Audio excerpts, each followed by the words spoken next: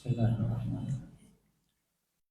Assalamualaikum warahmatullahi wabarakatuh.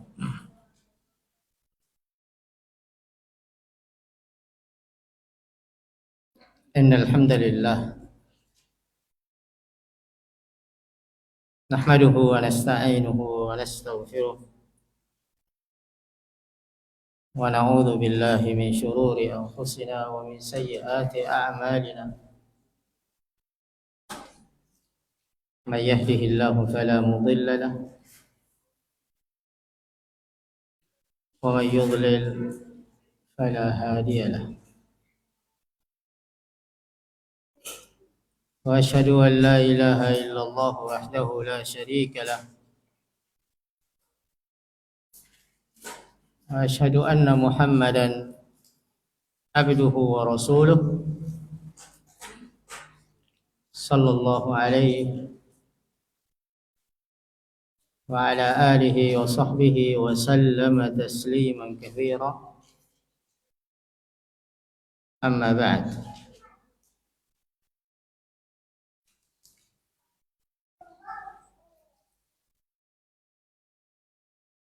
Hadirin dan hadirat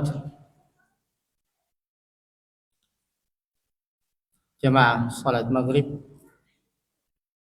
yang semoga dirahmati oleh Allah Subhanahu wa taala.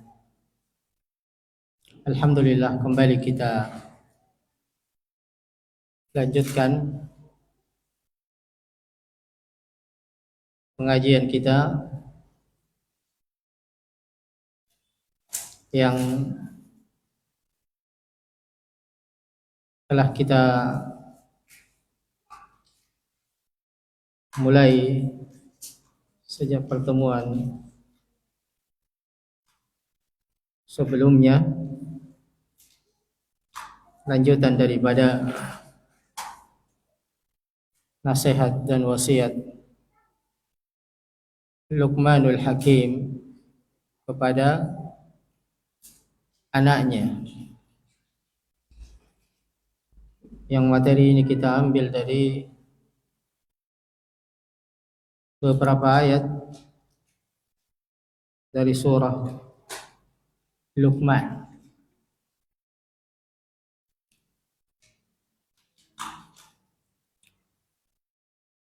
Yang telah kita bacakan pada pertemuan sebelumnya, dari ayat yang ke-12 hingga ayat yang ke-13. Dua ayat yang telah kita bacakan dan juga telah kita jelaskan beberapa makna dan kandungan serta pelajaran yang kita bisa ambil dari ayat-ayat tersebut.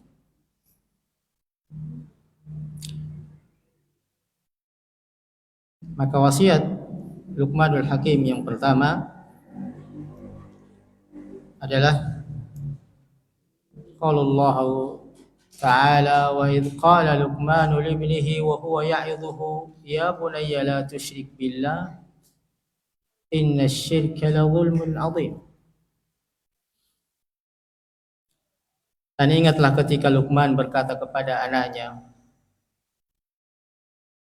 ketika dia memberikan pelajaran kepadanya, wa huwa ya'idhuhu, ketika ia menasihatinya, ya bunayya la tusyrik billah, wahai anakku, janganlah engkau menyekutukan Allah. Inna syirka la zulmun 'adzim, sesungguhnya mempersekutukan Allah itu benar-benar kezaliman, suatu sebuah kezaliman yang besar. La zulmun 'adzim. Ya, maka bisa kita petik dari ayat ini beberapa pelajaran yang sebagian telah kita singgung pada pertemuan sebelumnya, bahwasanya syirik merupakan dosa dan larangan Allah Subhanahu wa taala yang paling besar. Karenanya di akhir ayat ini Allah menyebutkan bahwa ia la zulmun adzim, kezaliman yang sangat besar. Ya. Maka di sini juga merupakan atau ada pelajaran yang berharga bahwa ketika kita mengetahui akibat dari sebuah perbuatan, baik itu perintah, sebuah kewajiban, ataupun larangan, sesuatu yang dilarang, maka manfaatnya sangat besar. Manfaatnya sangat besar. Kenapa Allah melarang perbuatan itu? Karena di dalamnya terdapat kezaliman yang amat besar. Nah, ketika kita tahu bahwa perbuatan itu adalah perbuatan kezaliman yang sangat besar, menunjukkan bahwa dosa itu bukan dosa biasa. Ya. Begitupun juga perintah, ketika ada perintah yang di dalamnya terdapat keutamaan yang besar, fadilah dan pahala, maka akan membuat kita dan memotivasi kita untuk lebih semangat untuk menjalankan kewajiban tersebut. Ya.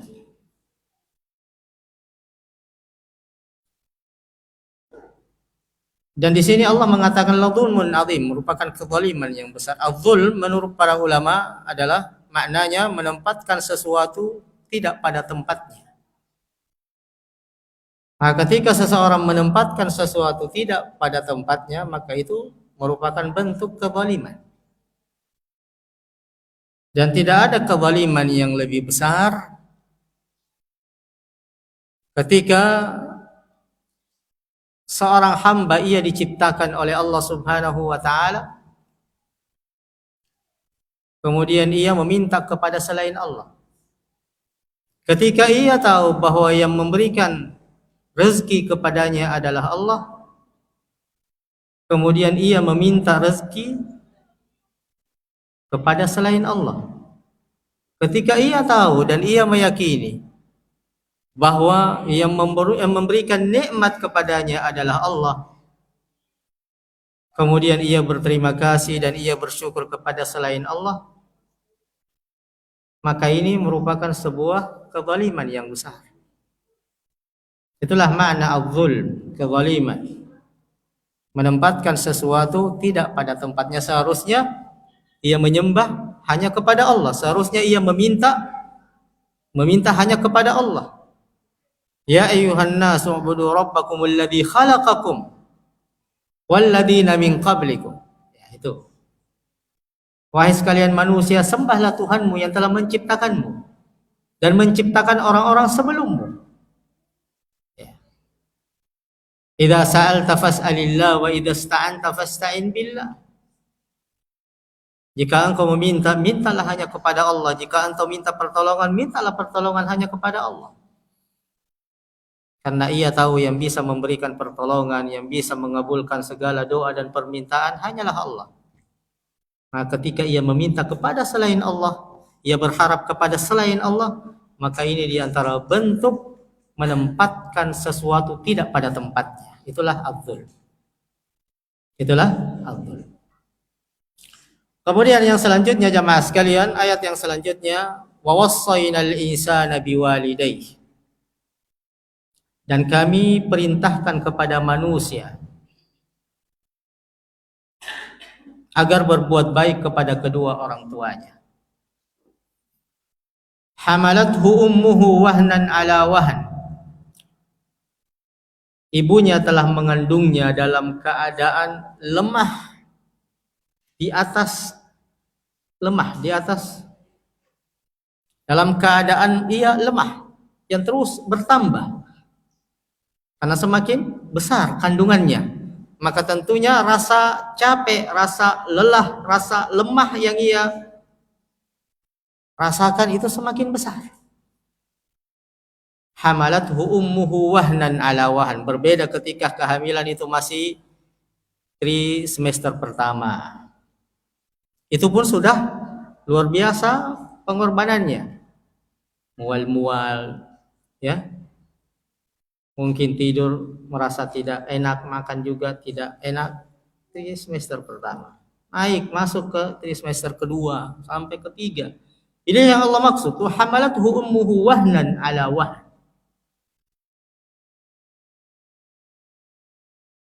Kemudian yang kedua, wa fisaluhu fi amain, setelah ia dilahirkan, Allah mengatakan ibunya menyapihnya dalam usia hingga usia 2 tahun. Anishkurli wali walidayka ilayyal masir, bersyukurlah kepadaku dan kepada kedua orang tuamu, hanya kepada kulah engkau dikembalikan. Ilayyal masir. Iya. Maka dari ayat ini jamaah sekalian ada beberapa pelajaran yang kita bisa ambil. Di dalamnya terdapat perintah Allah Subhanahu wa taala, wa wassaynal insan. Siapa yang berwasiat, siapa yang memerintahkan? Di sini Allah mengatakan wa wassayna, kami yang perintahkan. Menunjukkan bahwa ini langsung perintah dari Allah, bukan dari nabi, bukan juga dari para ulama, atau bukan langsung dari orang tua yang memerintahkan anaknya. Tetapi perintah langsung dari sang pencipta Allah Subhanahu wa taala. Wa wassaynal insana biwalidayhi. Maka di dalamnya terdapat wasiat dan perintah dari Allah Subhanahu wa taala untuk berbuat baik kepada kedua orang tua. Ini kepada anak-anak laki-laki maupun perempuan. Di sini ada perintah langsung dari Allah Subhanahu wa taala. Perintahnya apa? Kita diperintahkan untuk berbuat baik kepada kedua orang tua. Dan di sini berbuat baik itu banyak macamnya. Ya, apalagi ketika orang tua kita sudah mulai tua. Maka dengan ketika kita berbicara dengan sopan santun.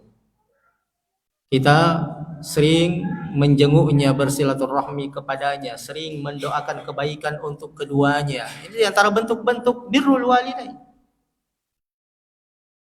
Ya. Memuliakannya, merawatnya dan menjaganya pada saat mereka sudah tua. Awassaynal insana biwalidayhi. Dan kami perintahkan kepada manusia agar berbakti atau berbuat baik kepada kedua orang tuanya. Ya. Di sini Allah Subhanahu wa taala langsung berwasiat sekaligus memerintahkan kepada Luqmanul Hakim untuk menyampaikan ini kepada putranya. Dan ini juga berlaku kepada seluruh umat manusia. Ya. Hamalathu ummu wahnan ala wahn. Ibunya telah mengandungnya dalam keadaan lemah di atas kelemahan. Wahnan ala wahn. Yang setiap hari terus menerus bertambah. Selama 9 bulan ia dikandung oleh ibunya. Selama 9 bulan ibunya merasakan ketidaknyamanan. Tidur pun juga tidak enak. Ya, mungkin tidur sejam 2 jam kemudian tiba-tiba merasakan perutnya sakit atau yang semisalnya, balik lagi. Apalagi kalau sudah 7 bulan ke atas. Ya. Hamalathu ummuhu wahnan ala wahn, 9 bulan terus ibunya merasakan itu semua. Bertambah lemah, capek, merasakan sakit. Apalagi pada saat ibunya melahirkannya. Disitulah perjuangan yang amat luar biasa. Dengan merasakan sakitnya proses persalinan itu. Kemudian setelah itu tidak sampai hanya di situ. Wahnan ala wahan wa fisaluhu fi amain. Kemudian susui sampai 2 tahun. Ini sempurna. Yang menyapihnya setiap hari, setiap malam. Tanpa mengenal lelah, mengenal waktu. Dalam keadaan ibunya tidur, anaknya bangun, dia juga terpaksa harus bangun. Ya. Inilah perjuangan seorang ibu jamaah. Yang menunjukkan bahwa di antara perkara yang bisa, yang paling besar bisa agar kita bisa mengingat kebaikan kedua orang tua kita dan membantu kita untuk berbakti kepada mereka, khususnya kepada ibu kita, adalah mengingat kebaikan mereka yang telah lalu.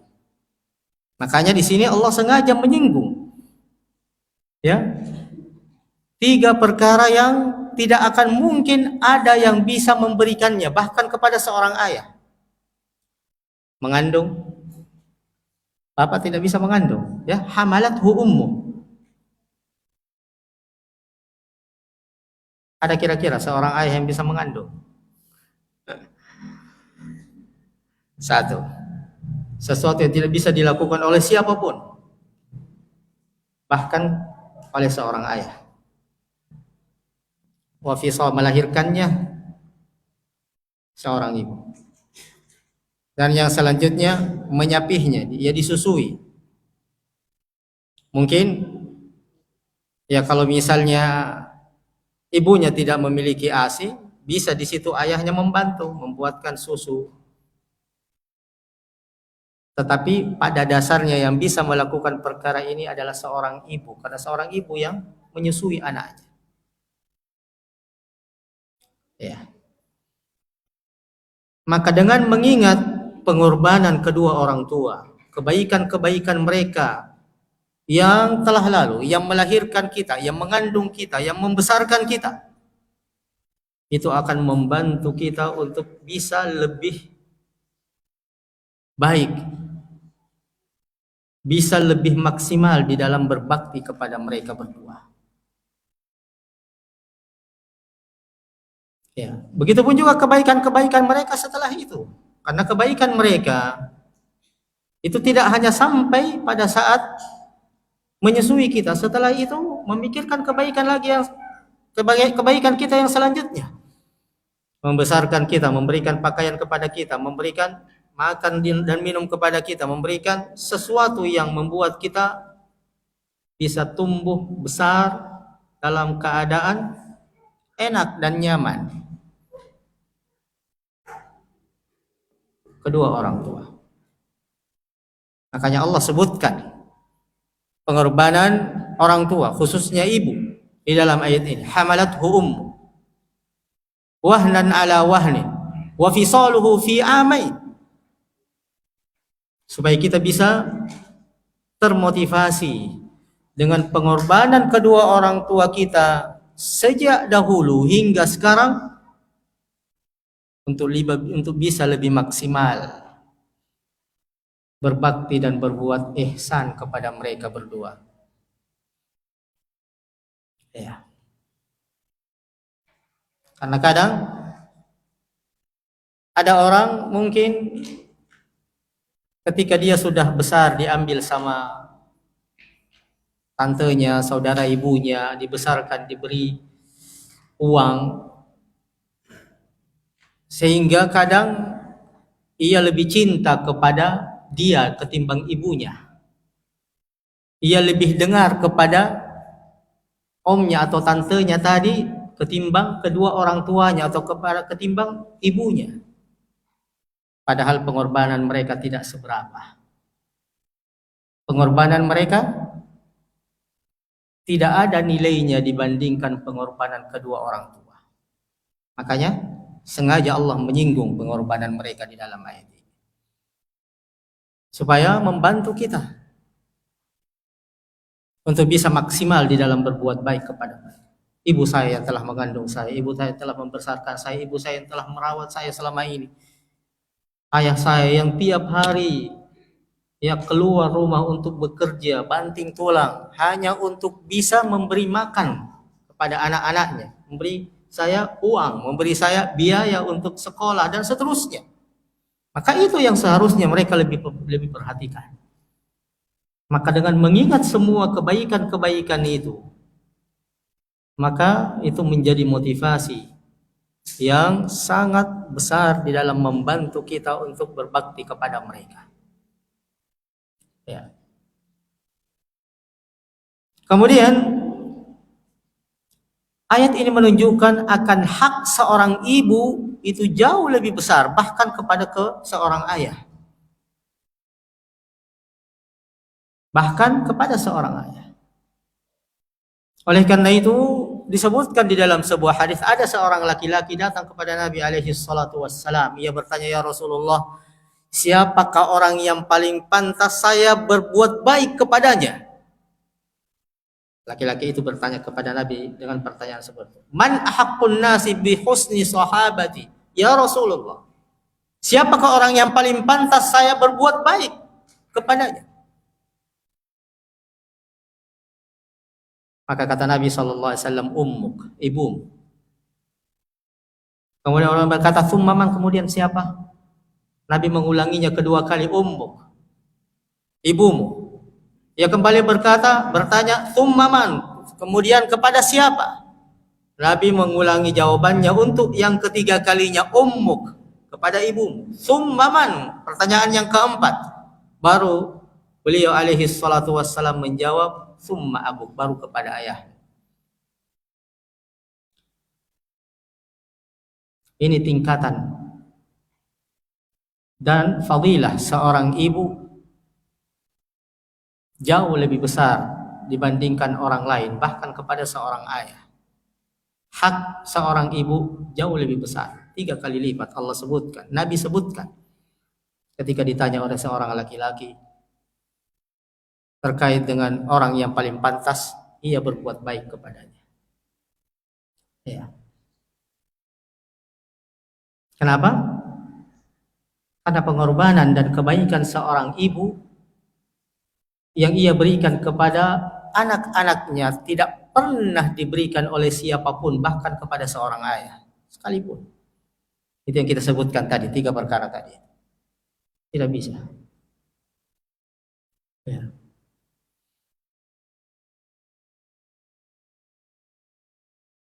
Dan kadang kita banyak saksikan betapa mudahnya seorang anak kadang menyakiti perasaan ibunya. Dan betapa gampangnya seorang anak kadang membuat ibunya atau orang tuanya menangis karena perbuatannya. Dan betapa banyak orang anak yang membuat kecewa kedua orang tuanya disebabkan karena perbuatan-perbuatannya. Betapa banyak orang anak yang membuat kedua orang tuanya malu disebabkan karena perbuatan anak-anaknya. Inilah yang dimaksud durhaka kepada kedua orang tua. Ya. Oleh karena itu Nabi SAW pernah ditanya, dosa apakah yang paling besar ya Rasulullah? Dosa apakah yang paling besar? Maka beliau menjawab, asyirku billah, syirik kepada Allah. Wa uququl walidain. Kemudian beliau menyebutkan ya, uquq al walidain, durhaka kepada kedua orang tua di tempat yang kedua setelah syirik. Oleh karena itu juga berbakti kepada kedua orang tua atau wasiat dan perintah Allah Subhanahu wa taala kepada setiap manusia untuk berbuat baik kepada kedua orang tuanya, Allah tempatkan pada posisi yang kedua setelah mereka menyembah kepada Allah. Ya, di dalam banyak ayat di dalam Al-Qur'an. Ya. Wa qada rabbuka alla ta'budu illa iyyahu wa bil walidaini ihsana. Lihat. Dan Tuhanmu telah memerintahkan agar engkau tidak menyembah kecuali hanya kepadanya. Wabil walidaini, kemudian setelah itu Allah mengatakan dan berbuat baiklah kepada kedua orang tua. Posisi yang kedua setelah hak Allah, baru hak kedua orang tua. Begitupun juga pada dosa, ya, dosa syirik dan dosa durhaka kepada kedua orang.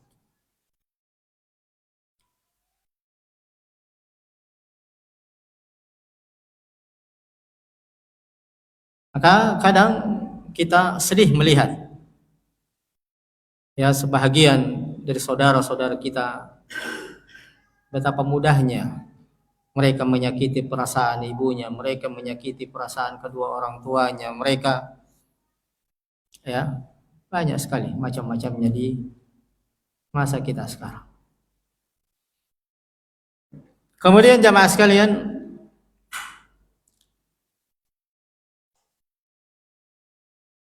anishkurli wali walidayka ilayyal masir.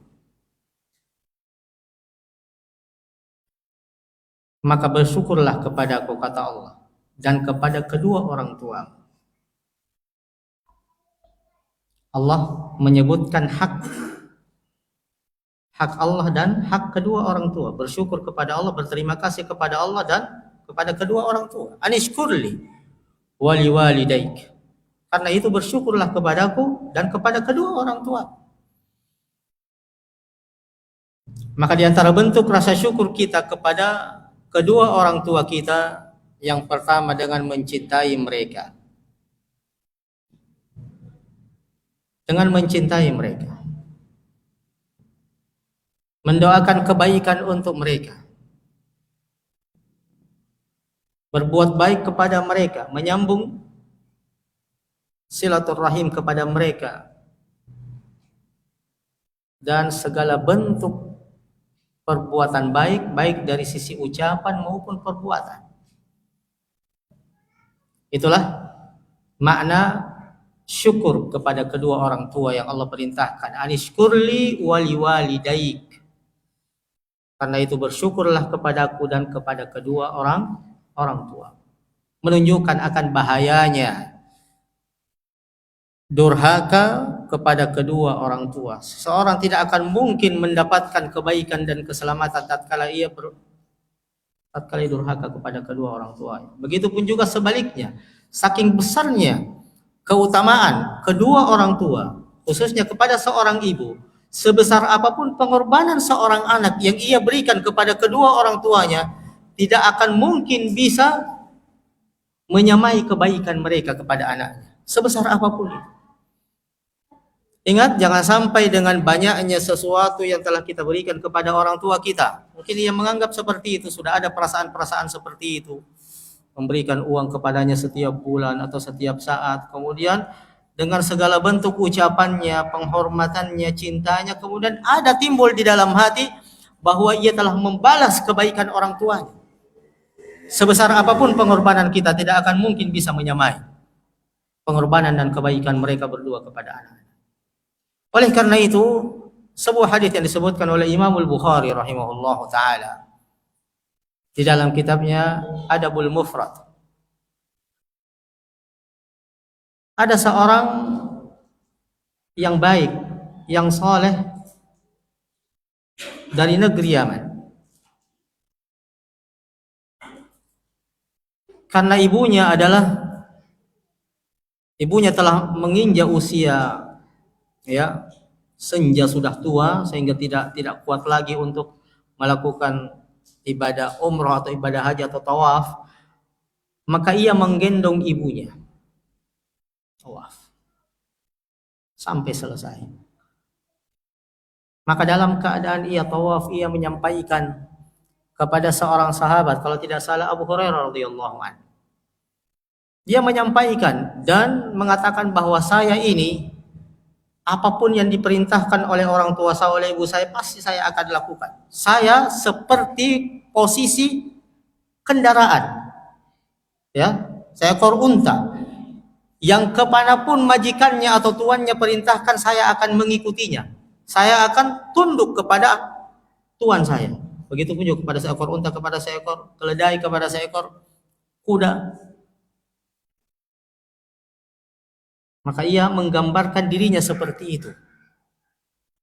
Ia sedikit pun tidak pernah membantah perintah orang tuanya, perintah ibunya. Ia tidak pernah tidak melakukan apa yang diinginkan. Semua segala bentuk pengorbanan ia telah berikan. Maka ia bertanya kepada sahabat tadi, "Ya Aba Hurairah, hal ra'aita hal jazaituha?" Apakah engkau melihat saya sudah dianggap berterima kasih dan membalas kebaikan mereka, kebaikan ibu saya dengan apa yang saya telah lakukan ini? Perhatikan jawaban Abu Hurairah radhiyallahu taala. La walau bizafratin wahidah, tidak sama sekali. Bahkan semua apa yang engkau telah berikan ini, semua pengorbanan yang telah engkau berikan selama ini kepada ibumu, tidak menyamai tarikan napasnya pada saat ia melahirkan. Pada saat ia melahirkan. Seorang ibu yang melahirkan kan biasa tarik nafas kemudian lepas, dorong lagi, tarik nafas, dalam keadaan ia merasakan sakitnya proses persalinan itu. Maka napas demi napas ia tarik, kemudian ia lepaskan. Nah, kata Abu Hurairah, bahkan satu kali tarikan napasnya pada saat ia melahirkan engkau tidak mengalahkan perbuatan. Apa yang telah engkau berikan dari semua pengorbanan, dari semua bentuk kebaikan kepada ibumu, itu tidak menyamai bahkan satu tarikan nafasnya pada saat ia melahirkan. Maka bagaimana dengan yang lainnya jamaah? Maka sebesar apapun kebaikan yang diberikan oleh seorang anak kepada ayahnya, kepada ibunya, itu tidak akan bisa menyamai kebaikan mereka berdua. Maka pantas Allah Subhanahu wa taala di dalam ayat ini berfirman, "Anishkurli wali walidaik." Bersyukurlah engkau kepadaku. Kenapa? Karena Allah yang menciptakan kita, Allah yang memberikan karunia kepada kita, Allah yang memberikan hidayah kepada kita, Allah yang memelihara kita, Allah yang segala kebaikan-kebaikan, bahwa seorang manusia tidak akan mungkin bisa terlepas dari Allah, dari rahmatnya, dari perhatiannya, dari bimbingan, tidak bisa. Kemudian baru kepada kedua orang tua, anishkurli wali walidaik. Kemudian jemaah sekalian rahmati oleh Allah Subhanahu wa taala, selanjutnya di antara perkara yang bisa membantu kita untuk bisa berbakti dan berbuat baik kepada kedua orang tua adalah apa yang Allah sebutkan di akhir ayat ini, anishkurli wali walidaika ilayyal masir. Hanya kepadaku kalian akan dikembalikan. Maka ketika seorang hamba mengingat bahwa pada akhirnya cepat atau lambat ia akan kembali kepada Allah, kemudian ia akan mendapatkan balasan dari hasil dan akibat dari perbuatan-perbuatannya, maka seseorang yang berbakti kepada kedua orang tuanya akan lebih semangat untuk menambah, akan lebih semangat untuk terus menerus melanjutkan kebaikan kepada kedua orang tuanya. Begitupun juga sebaliknya. Seorang yang durhaka kepada kedua orang tuanya, tatkala ia membaca dan mengingat ayat ini, ilayyal masir, hanya kepadakulah kalian dikembalikan, maka seseorang akan sejenak berhenti, introspeksi diri. Mungkin bahkan ia akan menghentikan perbuatannya itu dan memperbaiki langkahnya. Saya sudah salah. Maka ia menyesali perbuatannya, ia bertobat kepada Allah dan ia benahi kembali, ya, langkahnya, jalannya untuk berbakti dan berbuat baik kepada kedua orang tua. Kenapa? Karena ia tahu bahwa perbuatannya ini ia akan pertanggungjawabkan di hadapan Allah. Ya, pada saat ia menyakiti perasaan kedua orang tuanya, pada saat ia durhaka kepada kedua orang, ia tahu ini adalah dosa yang besar dan ia akan mempertanggungjawabkan di hadapan Allah. Ilayyal masir, kembali ia perbaiki, ia introspeksi, ia melihat. Ya. Kemudian ayat yang selanjutnya jamaah sekalian, wa in jahadaka ala an tusyrika bima laysa laka bihi ilm fala tuti'huma wa sahibhuma fid dunya ma'rufa. Dan jika keduanya, ini kedua orang tua, wa in jahadaka, dan jika kedua orang tuamu memaksamu, ala an tusyrika bi, untuk menyekutukan aku dengan sesuatu yang engkau tidak mempunyai ilmu tentangnya. Ala an tusyrika bima laysa laka bihi ilm. Dan jika keduanya memaksamu untuk menyekutukan aku dengan sesuatu apapun yang engkau tidak mempunyai ilmu tentangnya. Nah, sekarang keduanya bukan seorang muslim. Kedua orang tuanya adalah seorang non-muslim. Kemudian ia adalah seorang muslim.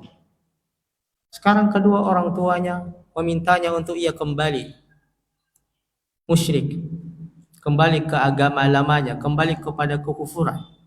Wa in jahadaka ala an tusyrika bi, dan jika keduanya memaksamu untuk mempersekutukan aku, ma laysa laka bihi ilm, kepada sesuatu yang engkau tidak mempunyai ilmu tentangnya. Bagaimana posisi kita? Apakah tetap kita harus berbakti dengan bentuk mentaati perintahnya? Karena kita diperintahkan untuk berbuat baik dan berbakti kepada keduanya. Ataukah karena perintah itu menyebabkan kita murka kepada keduanya, sehingga kita benci kepada mereka? Atau seperti apa? Petunjuk Al-Quran di dalam perkara ini. Allah mengatakan fala tuti'huma, jangan engkau mentaati apa yang mereka inginkan. Allah tidak mengatakan hendaklah engkau durhaka kepadanya, karena mereka memerintahkan untuk mempersekutukan aku, engkau membenci keduanya. Engkau durhaka kepada keduanya, tidak. Allah hanya mengatakan fala tuti'huma, jangan engkau mentaatinya. Kenapa? Karena ketaatan kepada selain Allah Subhanahu wa taala itu pada perkara-perkara yang bukan dosa. Jika mereka memerintah bahkan kepada kedua orang tua, jika memerintahkan kita berbuat dosa, maka jangan ditaati. Ya. Karena disebutkan di dalam hadis Nabi sallallahu alaihi wasallam, la ta'ata li makhluqin fi ma'siyatil khaliq, tidak boleh taat kepada seorang manusia, seorang makhluk dalam perkara-perkara bermaksiat kepada Sang Pencipta Allah Subhanahu wa taala. Apalagi itu adalah dosa besar, apalagi itu adalah perkara yang engkau tidak ketahui tentangnya. Ma laysa laka bihi ilm. Allah mengatakan fala tuti'huma. Lihat. Ya. Allah hanya memerintahkan untuk tidak mentaati keduanya. Beda makna antara tidak mentaati dengan durhaka. Beda maknanya.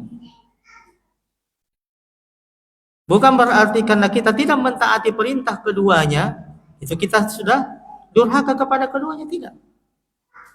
Beda antara makna tidak mentaati perintahnya dengan durhaka kepada kedua orang tua. Karena ini pada perintah untuk bermaksiat kepada Allah. Berbeda ketika perintah orang tua kita kepada kebaikan, ya, kepada perbuatan-perbuatan yang mulia, yang terpuji, maka di situ kita harus mengikuti perintah keduanya. Allah mengatakan fala tuti'huma dalam perkara itu, tapi dalam perkara yang lain Allah masih tetap menjaga hak keduanya. Wa sahibhuma fid dunya ma'rufa, dan pergaulilah keduanya di dunia dengan cara yang ma'ruf, cara yang baik. Bukan berarti tatkala kita tidak mentaati perintah keduanya dalam perkara syirik tadi, kita kemudian malah benci kepada mereka. Kita malah kemudian tidak bermuamalah lagi sama mereka, atau tidak bersilaturahim lagi kepada mereka, atau mungkin tidak sopan santun lagi kita di saat berbicara kepada mereka. Tidak seperti itu. Allah masih tetap menjaga hak keduanya. Wasahibhuma fid dunya. Lihat bagaimana mulianya agama ini jamaah sekalian. Dalam keadaan orang tua mengajak kita kembali kepada kekufuran, kepada kesesatan. Di saat Allah telah memberikan hidayah kepada kita kepada agama yang mulia. Ya. Allah tidak memerintahkan kita untuk durhaka kepada mereka. Tapi dalam perkara itu saja kita jangan mengikutinya. Dalam perkara yang lain kita masih tetap wajib untuk menjaga hak-hak mereka berdua. Wasahibhuma fala tuti'huma wasahibhuma fid dunya ma'rufa. Dengan cara yang baik. Ya. Kita bersilaturahim kepadanya. Oleh karena itu ketika Asma binti Abi Bakar radhiyallahu taala ketika ibunya yang pada saat itu masih dalam agama syirik, ya, belum masuk ke dalam agama Islam, ibunya datang menziarahi putrinya Asma binti Abi Bakar. Maka ia datang kepada Nabi sallallahu alaihi wasallam, "Ya Rasulullah, apakah boleh saya menyambung silaturahim? Apakah boleh saya menyambutnya? Apakah boleh saya berbuat?" Nabi mengatakan, "Iya." Dalam perkara dunia, tapi dalam perkara agama ketika mereka meminta kita untuk kembali kepada agama yang lama atau memerintahkan kita untuk berbuat dosa, maksiat, maka jangan dilakukan. Dalam kondisi kita masih tetap menjaga hak-hak mereka dan menghormati mereka. Wasahibhuma fid dunya ma'rufa. Kemudian yang selanjutnya wattabi' sabila man anaba ilai. Wattabi' sabila man anaba ilai. Dan ikutilah jalan orang-orang yang kembali kepadaku. Tsumma ilayya marji'ukum fa unabbi'ukum bima kuntum ta'malun. Kemudian hanya kepadaku tempat kembalimu. Maka aku akan beritahukan kepada kalian apa yang telah kalian kerjakan. Wattabi' sabila man anaba ilai. Ikutilah jalan orang-orang yang kembali kepadaku. Sebagian para ulama tafsir menyebutkan sabila man anaba, jalan orang yang kembali kepadaku itu adalah jalannya para sahabat. Oleh karena itu ada di antara mereka yang menyebutkan sebahagian nama sahabat Abu Bakar, jalannya fulan ibnu fulan dari kalangan para sahabat. Dan jalan orang-orang yang kembali kepada Allah. Jalan orang-orang yang kembali pada Allah Subhanahu wa taala. Menunjukkan ini keutamaan para sahabat jamaah sekalian dan orang-orang yang mulia serta orang-orang yang baik dari umat ini. Wattabi' sabila man anaba ilai. Ikutilah jalan orang-orang yang kembali kepadaku. Orang-orang yang saleh, orang-orang yang baik, orang-orang yang terbaik dari umat ini dari para ulama. Ya. Dari para salaf dan seterusnya. Wattabi' sabila man anaba ilai. Ini juga menunjukkan agar pentingnya bagi seseorang untuk melihat orang-orang yang kita bersahabat dan berteman dengannya. Perintah untuk di dalamnya ada anjuran untuk kita untuk lebih bisa memilih orang-orang yang membawa kita kepada kebaikan, yang membimbing kita kepada Allah. Teman dan sahabat yang baik, teman dan sahabat yang saleh. Karena teman itu memberikan pengaruh yang besar. Ada istilah as-sahibu sahib. Teman itu akan menarik kita, akan menyeret kita. Maka jika teman duduk kita adalah orang yang saleh, orang yang baik, maka tentunya ia akan menarik dan menyeret kita kepada kebaikan juga. Begitupun juga sebaliknya. Makanya di dalam ayat ini Allah mengatakan wattabi' sabila man anaba ilai. Ikuti jalannya orang-orang yang baik, orang-orang yang saleh, orang-orang yang kembali kepada Allah Subhanahu wa taala. Tsumma ilayya marji'ukum fa unabbi'ukum bima kuntum ta'malun. Kemudian hanya kepadakulah kalian dikembalikan. Seorang tidak akan kekal di dunia ini seberapapun panjangnya umurnya.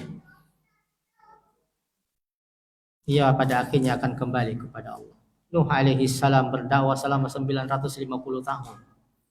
Jadi umurnya mungkin lebih dari itu, kita tidak tahu apakah mencapai 1000 atau lebih. Tetapi pada akhirnya kembali kepada Allah dan tidak ada manusia yang kekal. Kekekalan hanya kelak di hari akhirat. Dan disitulah seorang hamba akan hidup untuk selama-lamanya. Apakah ia hidup di dalam kebaikan dan kenikmatan, ataukah sebaliknya ia akan hidup di atas kejelekan, ya, dan kebinasaan. Cuma ada dua pilihan, tidak ada jalan tengah. Tidak ada jalan tengah. Saya memilih di antara keduanya, tidak ada. Cuma ada dua pilihan. Karenanya Allah mengutus para nabi, para rasul, menurunkan Al-Quran dan seterusnya, supaya membimbing kita kepada jalan yang baik dan kita mendapatkan petunjuk dan hidayah. Semoga Allah Subhanahu wa taala senantiasa membimbing kita kepada kebaikan dan menjauhkan kita dari segala keburukan. Innahu waliyudzalika wal qadiru alaih. Kita akan lanjutkan pada pertemuan berikutnya untuk menyelesaikan beberapa ayat lagi. Sallallahu wasallam wa baraka ala nabiyyina Muhammad wa ala alihi wa sahbihi wasallam. Wassalamu alaikum warahmatullahi wabarakatuh.